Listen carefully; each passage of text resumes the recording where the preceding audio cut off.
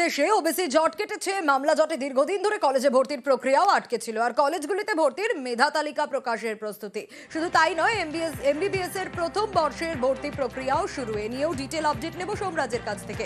সোমরাজ, দেখো, গতকাল বিকেল 4টের সময় কলেজগুলিতে ভর্তির মেধা তালিকা প্রকাশ করা হয়েছে রাজ্যের উচ্চশিক্ষা দপ্তরের তরফে, এবং মেধা তালিকা প্রকাশের পাশাপাশি উচ্চশিক্ষা দপ্তরের তরফে বিস্তারিত গাইডলাইনও দিয়ে দেওয়া হয়েছে।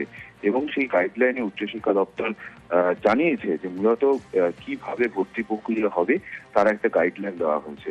এবং সেই গাইডলাইনে বলা হয়েছে যে ক্লাস শুরু হবে 29শে আগস্ট থেকে, অর্থাৎ বিভিন্ন কলেজে কলেজে স্নাতক স্তরে প্রথম বর্ষের ক্লাস শুরু হচ্ছে 29শে আগস্ট থেকে।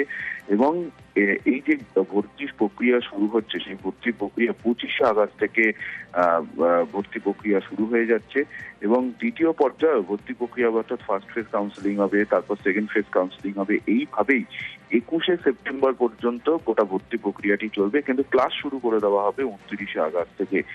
পাশাপাশি এমবিবিএস ও এমডির প্রথম বর্ষের ভর্তির প্রক্রিয়াও আজ থেকেই শুরু করে দেওয়া হচ্ছে রাজ্য স্বাস্থ্য দপ্তরের তরফে।